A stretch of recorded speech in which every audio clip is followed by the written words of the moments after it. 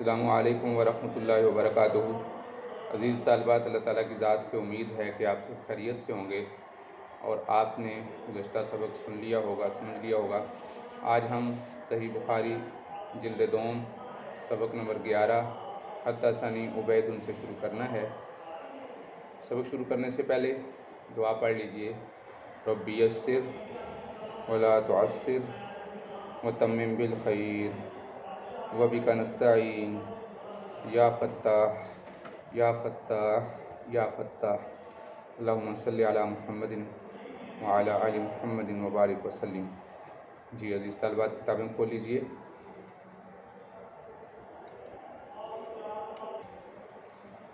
جی عزیز طالبات، آج ہم حدثنی عبید سے شروع کرنا ہے۔ حدثنی عبید بن اسماعیل حدثنا ابو اسامہ عن ہشام بن عروۃ عن ابیہ قال الزبیر لقیت یوم بدر عبیدۃ بن سعد بن العاص وهو مدجج لا یری منہ الا عیناہ وهو یکنی ابا ذات الکرش۔ اس حدیث مبارکہ کو روایت کرتے ہیں حضرت عبید بن اسماعیل، وہ ابو اسامہ سے اور وہ ہشام بن عروہ سے، وہ اپنے والد سے، وہ کہتے ہیں کہ میں حضرت زبیر رضی اللہ عنہ سے ملاقات کی۔ حضرت زبیر کہتے ہیں میں بدر کے دن عبیدہ بن سعد بن عاص سے ملا۔ عبیدہ بن سعید بن عاص سے ان کی ملاقات ہوئی تو وہ مدجج کہتے ہیں سارا جسم ہتھیاروں سے پر ہو اور ڈھانپا ہوا ہو۔ لا یرا یعنی اس نے جو ایک لوہے کا لباس ہوتا ہے جسے زرہ کہتے ہیں، اور اس طرح پورا لباس تیار ہوتا ہے، اس طرح اس نے پورا لباس اپنا لوہے کا بنایا ہوا تھا، صرف آنکھیں نظر آ رہی تھیں۔ لا یرا منہ الا عیناہ، اس کی صرف آنکھیں نظر آ رہی تھیں۔ وہو یکنی ابو ذات الکرش، اس کو ابو ذات الکرش کہتے ہیں، یعنی یہ اس کی کنیت تھی، اس کنیت سے اس کو پکارا جاتا تھا۔ فقال، تو اس نے کہا، فقال انا ابو ذات الکرش، میں ابو ذات الکرش ہوں، تو یہ اس کی کنیت تھی۔ فحملت علیہ بالعنزۃ فطعنتہ فی عینہ، تو میں نے ایک نیزہ لیا، یعنی نیزے کے ذریعے سے اس پر حملہ کیا، تو میں نے نیزہ اس کی آنکھ میں مارا۔ فمات، سو وہ مر گیا، یعنی اب تفصیل ہو گئی، اس کو زخم ہوا اور وہ زہری پر تڑپا اور زخم پھٹا، مر گیا۔ قال ہشام،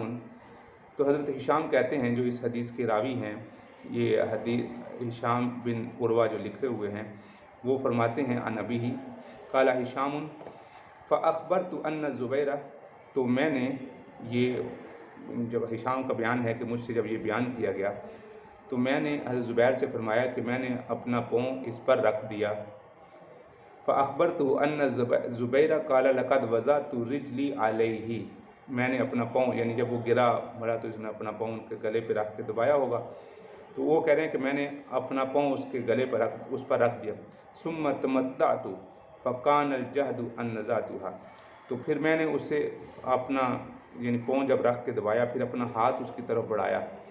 تو جب میں نے اپنا ہاتھ بڑھایا تو وہ انتہائی مشقت میں پڑ گیا۔ جہد کا معنی ہوتا ہے مشقت، اور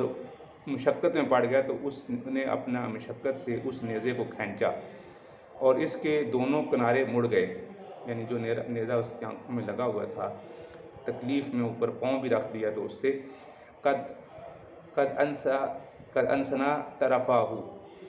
تو مطلب ہوتا ہے ان سنا کا معنی ہوتا ہے اس کے طرفوں کا مڑ جانا، موڑ کھا جانا۔ قال عروہ، تو عروہ کہتے ہیں فسألہ ایہا، تو عروہ کہتے ہیں کہ میں نے پھر حضرت زبیر رضی اللہ تعالیٰ عنہ سے اس کے متعلق پوچھا، پھر رسول اللہ صلی اللہ علیہ وسلم فسألہ ایہا رسول اللہ صلی اللہ علیہ وسلم، تو پھر رسول اللہ صلی اللہ علیہ وسلم نے حضرت زبیر رضی اللہ عنہ کا وہ نیزہ طلب کیا، مانگا۔ سألہ کا مطلب مانگنا، سوال کرنا۔ فآتاہ، تو حضرت زبیر رضی اللہ تعالیٰ عنہ وہ سے نیزہ اس کو دے دیا۔ فلما قبض رسول اللہ صلی اللہ علیہ وسلم اخذہا، جب آپ صلی اللہ علیہ وسلم کا انتقال ہوا تو حضرت زبیر رضی اللہ تعالیٰ نے وہ نیزہ آپ سے لے لیا۔ آپ صلی اللہ علیہ وسلم نے عاریتاً طلب کیا تھا، یعنی عاریتاً کچھ عرصہ استعمال کے لیے لیا تھا۔ تو جب وفات ہوئی تو حضرت زبیر رضی اللہ تعالیٰ عنہ کو وہ دے دیا، فآتاہ، تو وہ حضرت زبیر رضی اللہ تعالیٰ عنہ کو دے دیا۔ فلما قبض رسول اللہ صلی اللہ علیہ وسلم اخذها، تو آپ صلی اللہ علیہ وسلم کی وصال کے بعد حضرت زبیر رضی اللہ تعالیٰ نے واپس لے لیا۔ ثم طلبها ابو بکر، پھر اس کو حضرت ابو بکر رضی اللہ تعالیٰ عنہ نے ثم طلبها ابو بکر فآتاہ، پھر حضرت سیدنا ابو بکر رضی اللہ تعالیٰ عنہ نے حضرت زبیر رضی اللہ تعالیٰ عنہ سے وہ نیزہ طلب کیا تو آپ نے ان کو دے دیا۔ فلما قبض، جب حضرت ابو بکر رضی اللہ تعالیٰ عنہ کو بھی وصال ہو گیا، سألها ایاہ عمر رضی اللہ عنہ، تو پھر وہ نیزہ حضرت عمر رضی اللہ تعالیٰ عنہ نے طلب کیا، یعنی اس کا کہا کہ وہ مجھے دے دیں، تو وَإِيَّاهُ، انہوں نے بھی ان کو دے دیا۔ فلما قبض عمر اخذها، پھر جب حضرت عمر رضی اللہ تعالیٰ عنہ کا وصال ہو گیا، حضرت عمر رضی اللہ تعالیٰ عنہ پردہ فرما گئے، تو پھر حضرت زبیر رضی اللہ تعالیٰ عنہ نے حضرت عمر رضی اللہ تعالیٰ عنہ سے اس کو لے لیا۔ ثم طلبها، پھر اس کو طلب کر لیا۔ ثم طلبها عثمان منہ، ثم طلبها عثمان منہ فآتاہ ایاہا، پھر حضرت عثمان رضی اللہ تعالیٰ نے اس کا مطالبہ کیا تو حضرت عثمان رضی اللہ تعالیٰ کو انہوں نے دے دیا۔ فلما قتل عثمان وقعت عند آل علی فطلبها عبداللہ بن زبیر فکانت عنده حتی قتل، حضرت عثمان رضی اللہ عنہ شہید ہونے کے بعد حضرت علی رضی اللہ تعالیٰ کے ہاتھوں میں آ گیا، پھر حضرت علی رضی اللہ تعالیٰ کی اولاد میں ہی یہ نیزہ چلتا رہا، پھر عبداللہ بن زبیر رضی اللہ تعالیٰ نے اس کا مطالبہ کیا، چنانچہ وہ نیزہ حضرت عبداللہ بن زبیر رضی اللہ عنہ کے پاس رہا یہاں تک کہ وہ شہید ہو گئے۔ تو یہ نیزہ چلتا رہا، تو آپ صلی اللہ علیہ وسلم نے عاریتاً لیا تھا، پھر باقی حضرات نے بھی آپ صلی اللہ علیہ وسلم کی اتباع میں باقی حضرات بھی لیتے چلے گئے۔ تو یہ وہ نیزہ تھا جس کی وجہ سے اللہ رب العزت نے ایک بہت بڑے جو کفر کا سرغنہ تھا اس کو قتل کیا اور اس کی موت کا ذریعہ بنا۔ جی تو عزیز طالبات، اس حدیث مبارکہ کی ترجمۃ الباب سے مناسبت جو ہے وہ اس جملہ میں ہے، لقیت یوم بدرن، میں بدر کے دن عبیدہ بن سعید بن عاص سے ملا، اس جملے سے ترجمۃ الباب سے مناسبت ہے۔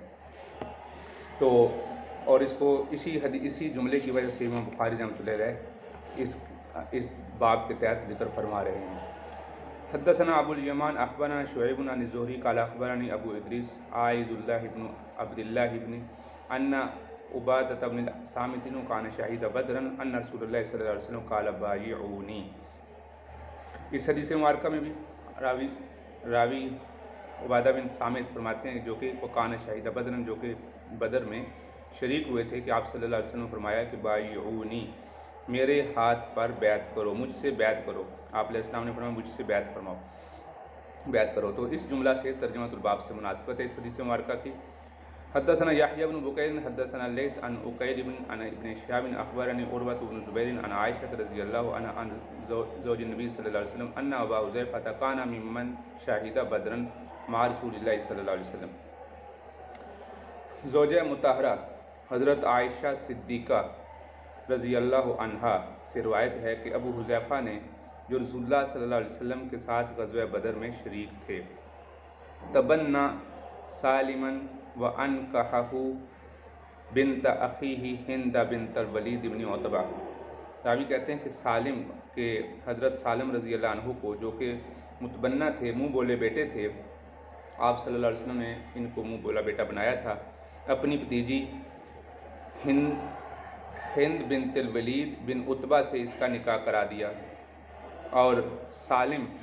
وہو مولا لامرأۃ من الانصار، اور ہوا ضمیر کا مرجع سالم ہے۔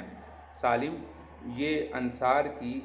ایک عورت کے آزاد کردہ غلام تھے، مولا کہتے ہیں آزاد کردہ غلام کو۔ کما تبنا رسول اللہ صلی اللہ علیہ وسلم زیدن، حضرت سالم بھی آپ صلی اللہ علیہ وسلم کے ایسے ہی منہ بولے بیٹے تھے جیسا کہ حضرت زید تھے۔ وکان من تبنا رجلا فی الجاہلیت دعاہ الناس الیہ، اور زمانہ جاہلیت میں کانا، جس شخص کو کوئی آدمی منہ بولا بیٹا بنا لیتا تھا تو زمانہ جاہلیت میں وہ لوگ اسی کی طرف اس کو منسوب کہہ کر پکارا کرتے تھے، یعنی اس کو اسی کا بیٹا بنایا کرتے تھے اور اسی کا بیٹا حقیقی بیٹے کا درجہ دے دیا کرتے تھے۔ اور جیسے مثلا زید ہے تو زید بن محمد لوگ کہنے لگ پڑے، اسی طرح سالم ہے تو سالم بن محمد کہنے لگ پڑے، حالانکہ یہ آپ صلی اللہ علیہ وسلم کے حقیقی بیٹے نہیں تھے بلکہ منہ بولے بیٹے تھے۔ زمانہ جاہلیت میں لوگ اس طرح کرتے تھے۔ وہ وارثہ من میراث ہی، اور اسی طرح وہ اس کے وارث میراث سے وراثت بھی حاصل کرتا تھا۔ حتی انزل اللہ تعالیٰ، یہاں تک کہ اللہ تعالیٰ نے یہ آیت نازل ہوئی، ادعوہم لآبائہم، ان کو ان کے آباء و اجداد کے نام سے پکارو، یعنی ان کو ان کے والد کے نام سے ہی پکارو۔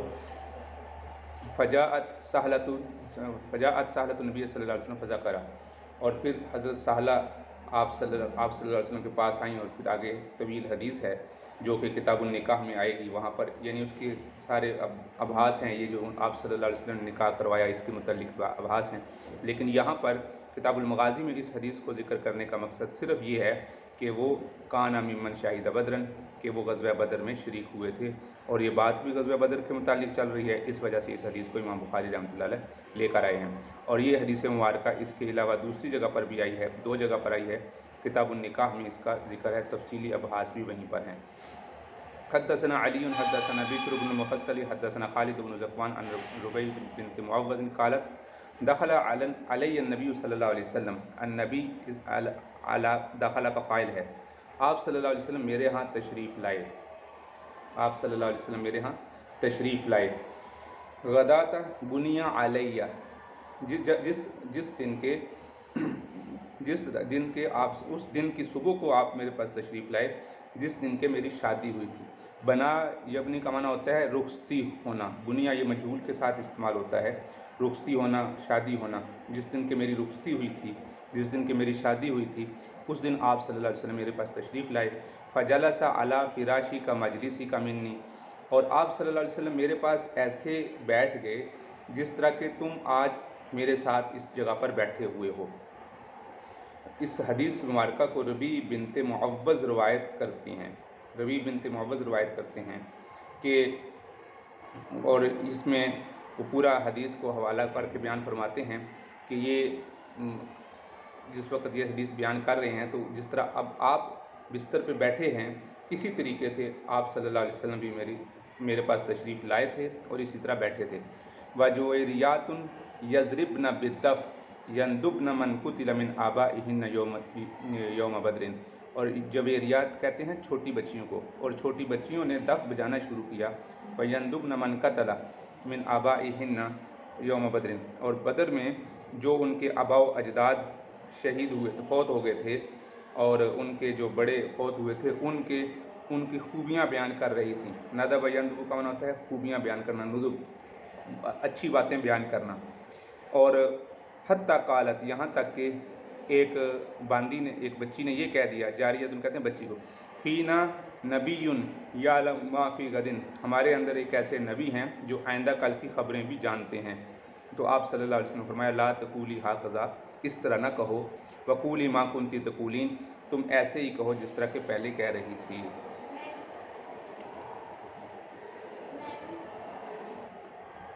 عزیز طالبات، اس حدیث مبارکہ میں، اس حدیث مبارکہ کی ترجمۃ الباب سے مناسبت یہاں پر ہے کہ من قتل من آبائہن یوم بدر، غزوہ بدر میں شرکت کرنے والے صحابہ کا اس میں ذکر تھا اور ان کا ذکر کیا گیا، اس وجہ سے امام بخاری رحمۃ اللہ علیہ اس حدیث مبارکہ کو یہاں ذکر کر رہے ہیں، یعنی اس کو ترجمۃ الباب سے مناسبت یہاں پر اس طرح ہے۔ حدثنا ابراہیم بن موسیٰ اخبرنا ہشام عن معمر عن الزہری تحویل، حدثنا اسماعیل قال حدثني اخی عن سلیمان عن محمد بن ابی عتیق عن ابن شہاب عن عبید اللہ بن عبد اللہ بن عتبہ بن مسعود ان ابن عباس رضی اللہ عنہما قال اخبرني ابو طلحہ رضی اللہ عنہ صاحب رسول اللہ صلی اللہ علیہ وسلم وکان قد شہید بدرا مع رسول اللہ صلی اللہ علیہ وسلم۔ راوی یہ فرماتے ہیں یہ کہ حضرت ابن عباس رضی اللہ تعالیٰ عنہ نے مجھے خبر دی، ان ابن عباس اخبر ابو طلحہ تھا، حضرت ابو طلحہ جو کہ آپ صلی اللہ علیہ وسلم کے صحابی ہیں اور وہ بدر میں بھی شریک ہوئے تھے۔ اس حدیث مبارکہ کی ترجمۃ الباب سے مناسب کان شاہد بدر، گویا کہ ابو طلحہ بھی بدری صحابی ہیں امام بخاری رحمۃ اللہ یہ بیان کرنا چاہتے ہیں انہ قال لا تدخل الملائکۃ بیتا فیہ کلب ولا صورۃ، کہ اس گھر میں فرشتے داخل نہیں ہوتے جس میں کوئی کتا ہو یا کوئی تصویر ہو۔ اس سے مراد یرید التماثیل التی فیہا الارواح، اس سے مراد وہ مورتیاں ہیں جن میں روح ہو اور جو جاندار تصاویر ہوں، یہ مراد ہیں۔ اور اس کی حدیث مبارکہ کی ترجمہ باب سے مناسب قد شاہدہ بدرن سے ہے، قد شاہدہ بدرن سے۔ اور باقی یہ کہ جس گھر میں کتا ہو تو اس گھر میں فرشتے داخل نہیں ہوتے۔ اس کتے سے مراد یہ ہے جو بغیر ضرورت کے رکھا گیا ہو، کیونکہ کتے کی رکھنے کی اجازت یا تو حفاظت کی غرض سے کھیتوں میں رکھنے کے لیے ہے، تو اور یا اس طرح کوئی بڑا گھر ہے جس میں متنبع رہنے کے لیے یا چوکنا رہنے کے لیے رکھا گیا ہو۔ تو اس میں پھر آگے چل کے ولا صورت میں اس کی تفصیل یہ خود فرما رہے ہیں راوی، یرید التماثیل، اس سے وہ صورتیں مراد ہیں جن میں روح ہوتی ہے، جیسے جاندار چیزیں ہو گئیں، انسان ہو گئے، جانور ہو گئے، ان کی تصاویر بنانا، ان کو رکھنا، ان کو آویزاں کرنا یہ مناسب نہیں ہے، اس سے رحمت کے فرشتے داخل نہیں ہوتے۔ اور یہ حدیث مبارکہ اس سے قبل 3 جگہ پر بخاری شریف میں گزر چکی ہے، تو اس سبق کو آپ اچھی طرح سن لیں، سمجھ لیں۔ جزاک اللہ خیراً، احسن الجزاء۔ السلام علیکم ورحمۃ اللہ وبرکاتہ۔